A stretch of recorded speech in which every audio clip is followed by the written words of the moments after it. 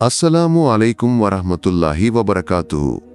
ಅಮೆರಿಕದ ಅಧ್ಯಕ್ಷ ಟ್ರಂಪ್ ಭಾರತಕ್ಕೆ ಭೇಟಿಯ ಸಂದರ್ಭದಲ್ಲಿ ಸರ್ವವಿಧದ ಸಿದ್ಧತೆಗಳೊಂದಿಗೆ ಆಗಮಿಸಿದ್ದರು.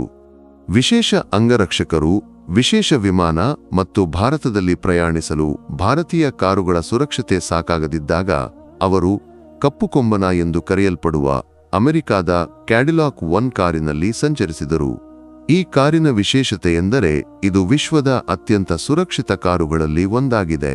ಶತ್ರುಗಳಿಗೂ ಅಥವಾ ವಿರೋಧಿಗಳಿಗೂ ಟ್ರಂಪ್ಗೆ ಏನನ್ನೂ ಮಾಡಲು ಸಾಧ್ಯವಿಲ್ಲ.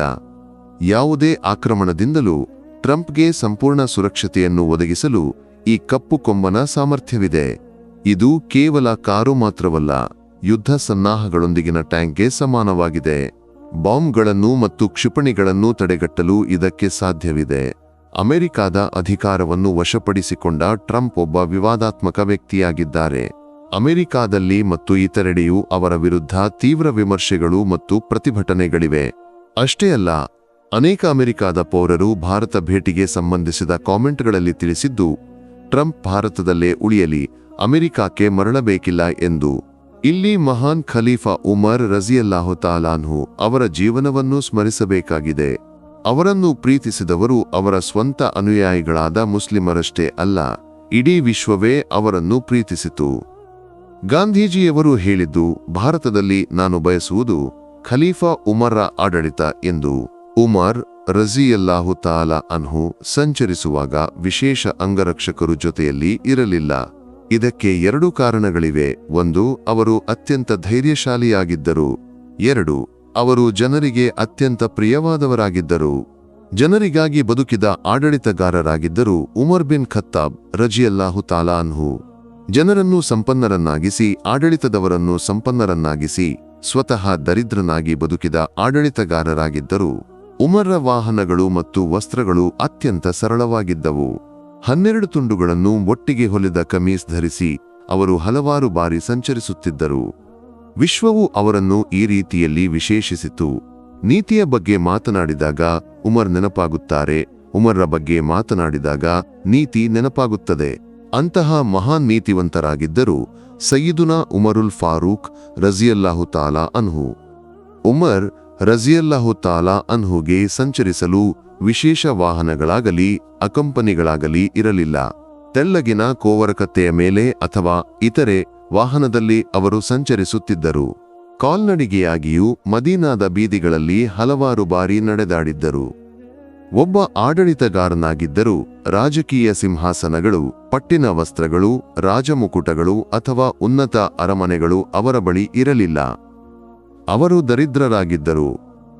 ಮರದ ಕೆಳಗೆ ಮಲಗಿ ಉರಿಯುತ್ತಿದ್ದ ಆಡಳಿತಗಾರರಾಗಿದ್ದರು ಉಮರ್ ರಜಿಯಲ್ಲಾಹು ತಾಲಾ ಅನ್ಹು.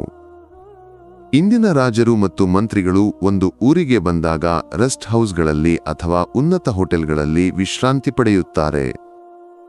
ಆದರೆ ಉಮರ್ ರಜಿಯಲ್ಲಾಹು ತಾಲಾನ್ಹು ಹಲವಾರು ಬಾರಿ ಮರದ ಕೆಳಗೆ ವಿಶ್ರಾಂತಿ ಪಡೆದಿದ್ದರು. ಒಮ್ಮೆ ಪರ್ಷಿಯಾದ ರಾಜನ ದೂತ ಖಲೀಫಾ ಉಮರ್ ರಜಿಯಲ್ಲಾಹು ತಾಲಾ ಅನ್ಹು ಅವರನ್ನು ಭೇಟಿಯಾಗಲು ಮದೀನಾಕ್ಕೆ ಆಗಮಿಸಿದ. ಮದೀನಾದ ಆಡಳಿತಗಾರರಾಗಿದ್ದರು ಉಮರ್ ಬಿನ್ ಖತ್ತಾಬ್ ರಜಿಯಲ್ಲಾಹು ತಾಲಾ ಅನ್ಹು.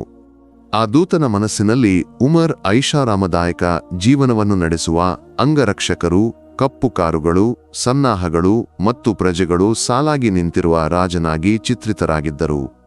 ಮದೀನಾದ ನಿವಾಸಿಗಳನ್ನು ಅವನು ಕೇಳಿದ, ನಿಮ್ಮ ರಾಜನಾದ ಖಲೀಫಾ ಉಮರ್ ಎಲ್ಲಿದ್ದಾರೆ? ಜನರು ಉತ್ತರಿಸಿದರು, ಅವರು ಸ್ವಲ್ಪ ಹಿಂದೆ ಈ ದಾರಿಯಲ್ಲಿ ಸಂಚರಿಸಿದ್ದರು. ಕೊಂಚ ದೂರ ನಡೆದ ನಂತರ ಅಲ್ಲಿನ ಜನರು ದೂತನಿಗೆ ಹೇಳಿದರು, ನಿಮ್ಮ ನಾಯಕನಾದ ಖಲೀಫಾ ಉಮರ್ ಆ ಮರದ ಕೆಳಗೆ ಮಲಗಿರುವ ವ್ಯಕ್ತಿಯಾಗಿದ್ದಾರೆ.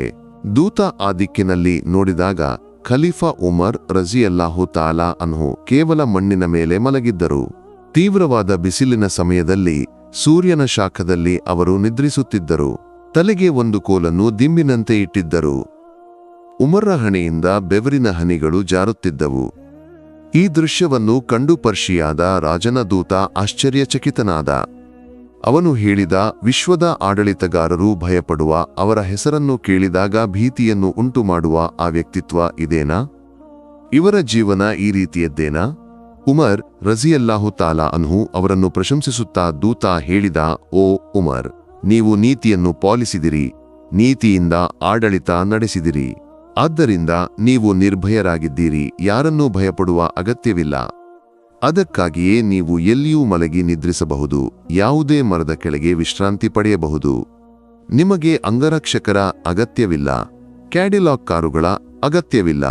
ಪರ್ಷಿಯಾದ ರಾಜರನ್ನೂ ಮತ್ತು ರೋಮನ್ ಕೈಸರ್ನನ್ನೂ ಕಂಗಾಲಾಗಿಸಿದ ಆಡಳಿತಗಾರರ ಜೀವನ ಇದಾಗಿದೆ. ಅವರಿಗೆ ಯಾರನ್ನೂ ಭಯಪಡುವ ಅಗತ್ಯವಿರಲಿಲ್ಲ, ಕ್ಯಾಡಿಲಾಕ್ ಕಾರಿನ ಅಗತ್ಯವೂ ಇರಲಿಲ್ಲ. ಕಾರಣ ಅವರು ಜನರಿಗಾಗಿ ಬದುಕಿದ ಆಡಳಿತಗಾರರಾಗಿದ್ದರು. ಜನರ ಕ್ಷೇಮಕ್ಕಾಗಿ ಕಾರ್ಯನಿರ್ವಹಿಸಿ ಸ್ವತಃ ದರಿದ್ರರಾದರು. ನಬಿ ಸಲ್ಲಲ್ಲಾಹು ಅಲೈಹಿ ವಸಲ್ಲಂ ಅವರ ವಚನ ಇಲ್ಲಿ ಸ್ಮರಣೀಯವಾಗಿದೆ. ಅಲ್ಲಾಹ್ನ ಪ್ರವಾದಿ ಮುಹಮ್ಮದ್ ಮುಸ್ತಫಾ ಸಲ್ಲಲ್ಲಾಹು ಅಲೈಹಿ ವಸಲ್ಲಂ ಹೇಳಿದ್ದಾರೆ, ನಿನ್ನ ಆಡಳಿತಗಾರರಲ್ಲಿ ಉತ್ತಮರಾದವರು ನೀನು ಅವರನ್ನು ಪ್ರೀತಿಸುವವರು ಮತ್ತು ಅವರು ನಿನ್ನನ್ನು ಪ್ರೀತಿಸುವವರು. ನೀನು ಅವರಿಗಾಗಿ ದುಆ ಮಾಡುವೆ, ಅವರು ನಿನಗಾಗಿ ದುಆ ಮಾಡುವರು. ಆದರೆ ನಿನ್ನ ನಾಯಕರಲ್ಲಿ ಕೆಟ್ಟವರು, ನೀನು ಅವರನ್ನು ದ್ವೇಷಿಸುವವರು ಮತ್ತು ಅವರು ನಿನ್ನನ್ನು ದ್ವೇಷಿಸುವವರು. ನೀನು ಅವರನ್ನು ಶಪಿಸುವೆ, ಅವರು ನಿನ್ನನ್ನು ಶಪಿಸುವರು. ಅಲ್ಲಾಹ ತಾಲಾ ನಮಗೆ ಕರುಣಾಮಯಿಯಾದ, ನಮ್ಮ ದೇಶವನ್ನು ರಕ್ಷಿಸುವ, ಜನರಿಗೆ ಕರುಣೆ ತೋರುವ ಒಳ್ಳೆಯ ಆಡಳಿತಗಾರರನ್ನು ನೀಡಲಿ. ನಮ್ಮ ದೇಶದಲ್ಲಿ ನಿರ್ಭಯತೆ ಮತ್ತು ಶಾಂತಿಯನ್ನು ಅಲ್ಲಾಹ ತಾಲಾ ಕಾಪಾಡಲಿ.